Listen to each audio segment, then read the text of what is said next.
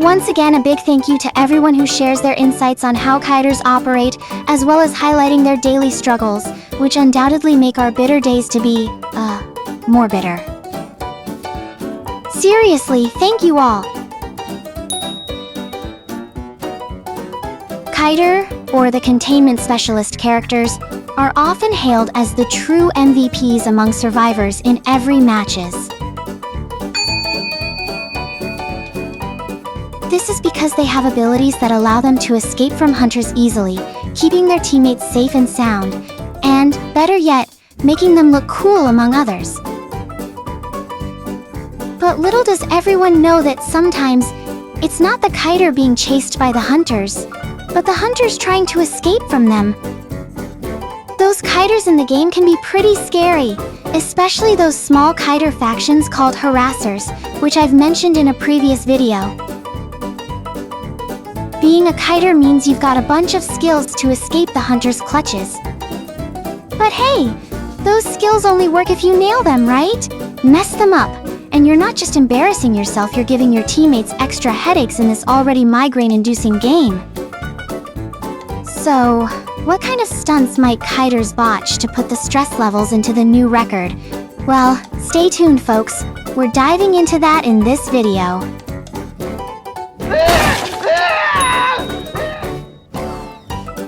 If we're aiming for a headache in this game, choosing Emily is a surefire way to achieve it. And let's face it, hospitals could use a doctor like her too. Although, likely more for getting fired than performing surgeries. In the past, Emily Dyer was known as a support-type character rather than a kiter. When I reflect on it, I'd honestly prefer her to stick to that role because she excels more at supporting others rather than kiting. What kind of support, you ask? Well, whether it's supporting her teammates by healing them, or supporting the hunters by getting knocked out in 20 seconds. In skilled hands, Emily can outmaneuver the hunters like a pro kiter. But let's be real, most of the time she's a disaster waiting to happen, getting terror-shocked the moment the match begins. Let's do this. Oh shit.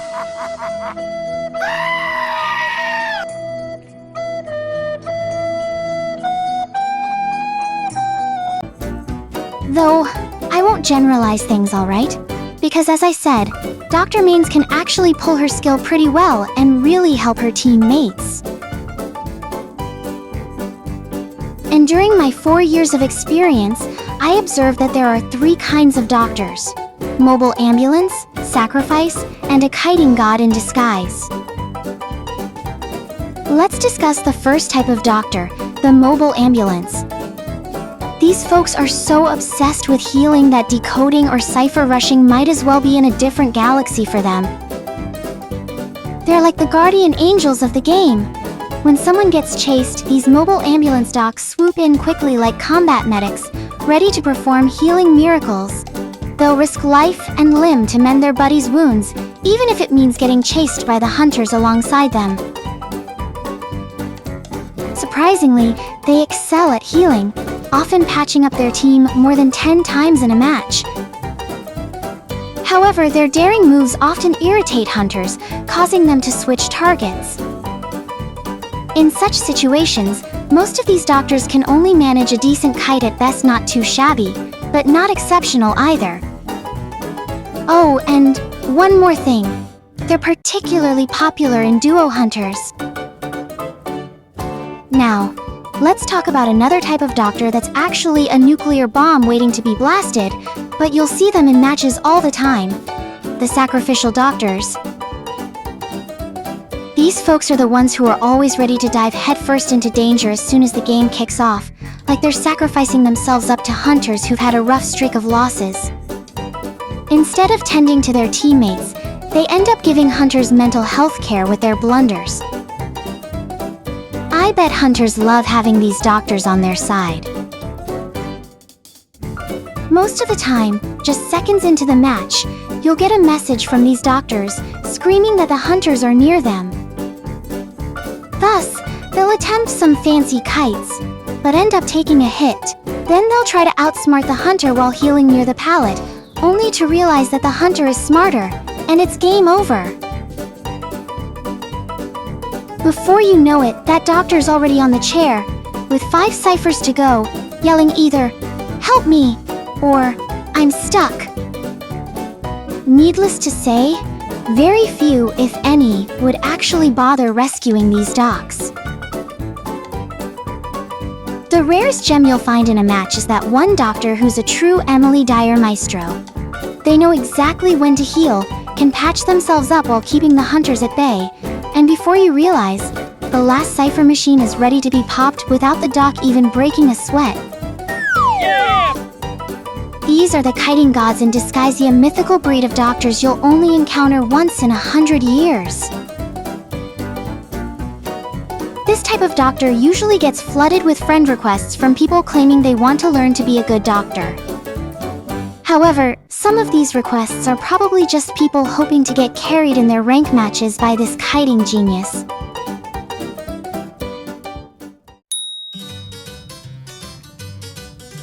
I've been pondering this. Why is Emma Woods labeled as a gardener when her specialty is smashing rocket chairs? Logically, it just doesn't add up, does it? I mean, what kind of gardener's task involves chair demolition? Maybe she'd be better suited for a career change like carpentry, or, better yet, destruction expertise. Well, in this game, what's considered normal is pretty unique, as we've got a journalist summoning kids from her camera, a mermaid who can swim on dry land, and even a little antichrist who can teleport, morph into a doll, and send her whole team to the afterlife, herself included, of course. Oh God, no! No! Oh my! No! No! Fuck! So, yeah, in that context, having a gardener whose main job is chair demolition shouldn't be too surprising. Now, it's all good only if those players who play the gardener know their stuff. Because what bugs me is when someone takes their gardening role too seriously. One of the gardener's tasks in the game is to slow down the hunter's progress by smashing rocket chairs, but some players treat it like their full-time job, neglecting other duties. Instead of helping out with decoding or keeping the hunter in check, these gardeners are so fixated on chair smashing whenever they see one. From the moment the match kicks off, their sole mission is hunting down every single rocket chair scattered across the map.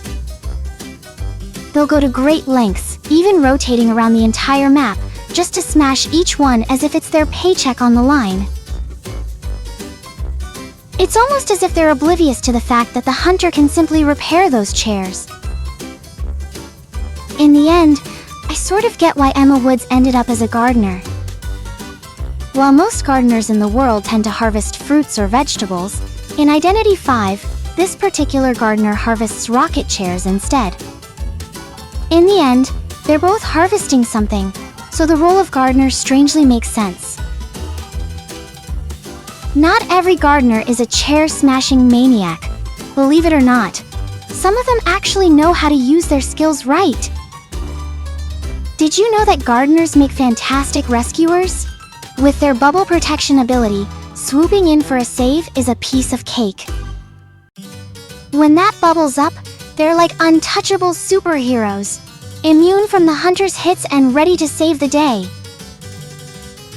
But here's the thing, it all depends on the player knowing how to handle that one ability.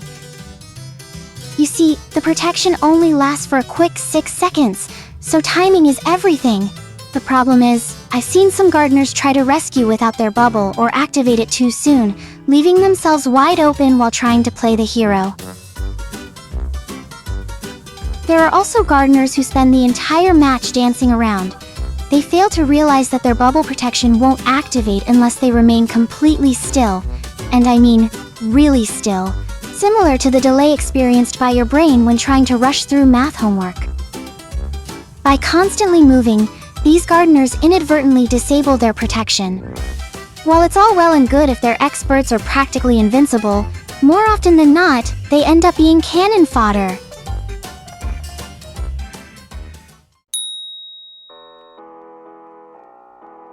have a love-hate relationship with Emil.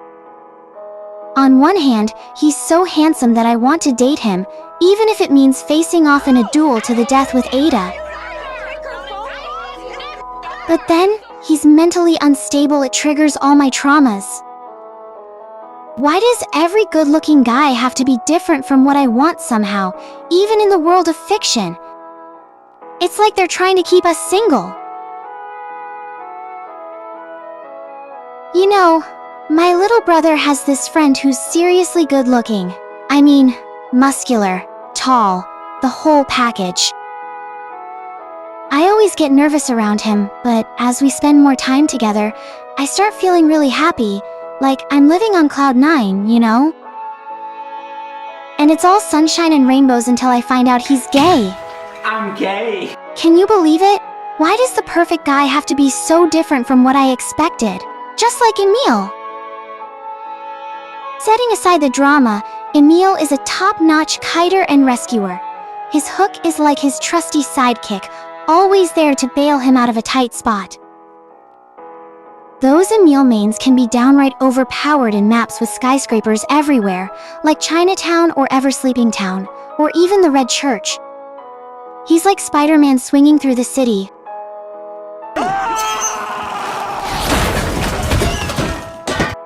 Though, let's face it, only a handful of those Emil mains can actually nail those stunts. The average Emil main, or below average ones, tend to miss their grappling hooks when the chase heats up. They aim for that towering structure with all their might, only to whiff it in the end. And you can bet hunters like Ripper or Gamekeeper are living their best lives every time they bring down an Emil before he can show off his acrobatics. And don't even get me started on those Emils who manage to swing like Spider-Man, only to bounce right into the hunter's arms like a free buffet. It's like these Emil players are only good at one thing, getting caught by hunters. They're like sitting ducks in a shooting gallery, just waiting to be picked off. It's so frustrating watching them swing into hunters like they have a death wish. No wonder the game is called Identity V, because these Emils are definitely not living their identities, just their deaths. Another headache for Emil isn't from his own antics, but when that troublesome woman, Ada Mesmer, shows up.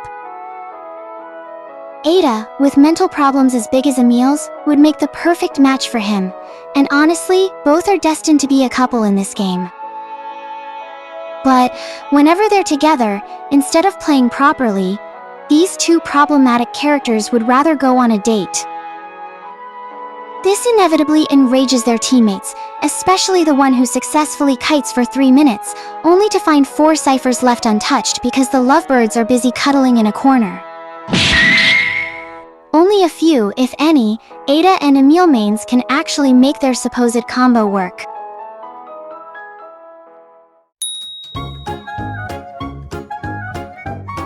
Naming this guy the lucky guy might really hit on the spot, considering he would feel lucky enough just to not have a wrench thrown at his head.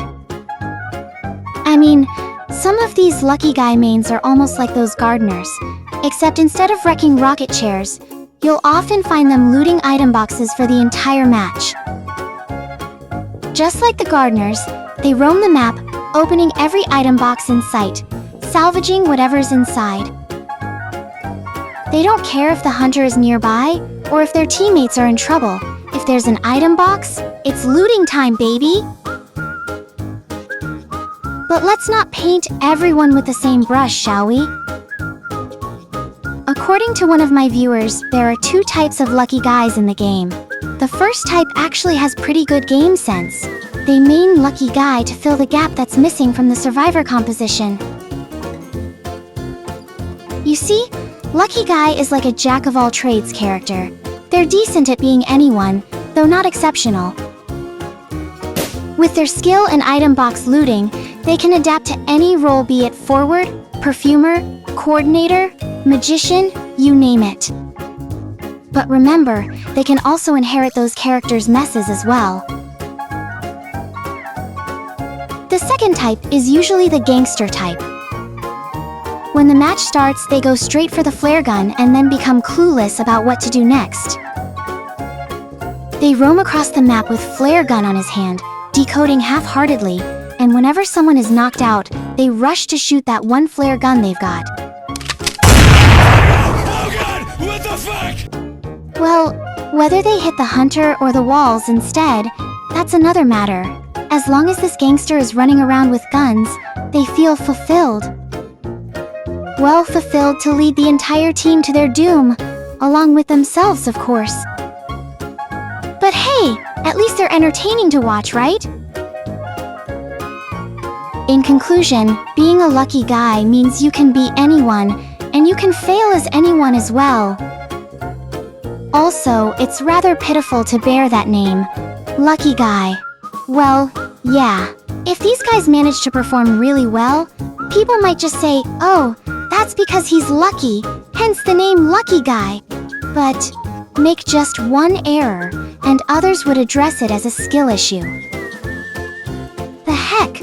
So if they manage to pull off an awesome stunt, that's just luck all along and not a skill issue? What the heck, bro?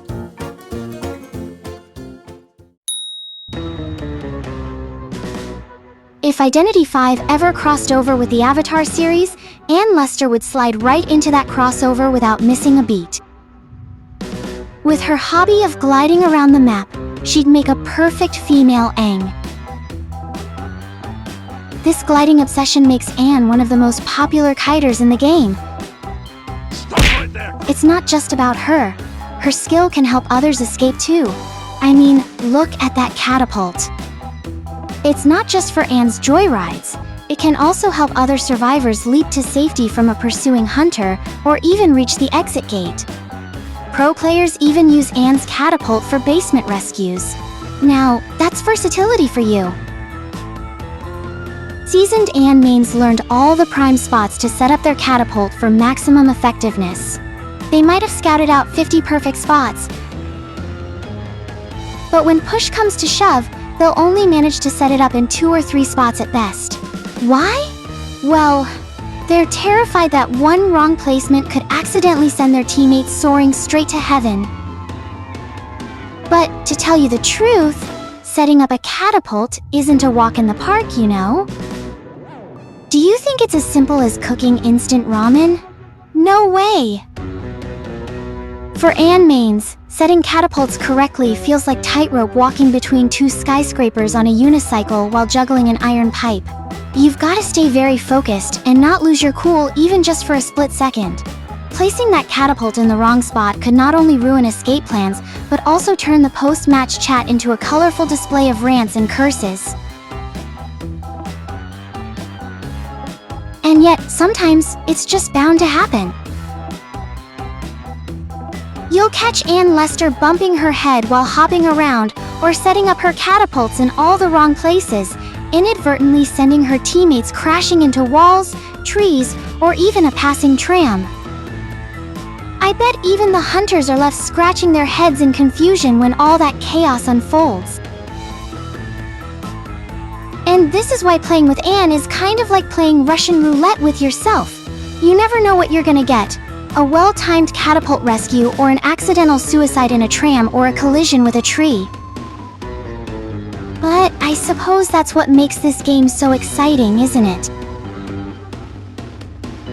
Another issue with Anne is about the items she stores in her bag, which can be used by other survivors later on. It's a bit of a dilemma because when her teammates don't pick up the item she offers, it's like being rejected in a marriage proposal, heartbreaking to the max. But we can't entirely blame Anne for this because sometimes she throws out items that end up being useless to her teammates. Like one day, when I was playing as a doctor in duo, Anne threw me a syringe. I'm already a doctor, bro! And that's a wrap for the kiter segment in this video. Remember, these were all just jokes and not meant to insult anyone. Since there are so many kiters in this game, I'll be breaking down the kiter part into several segments, as I mentioned earlier. Feel free to share your thoughts in the comments section. Thanks for watching and see you next time!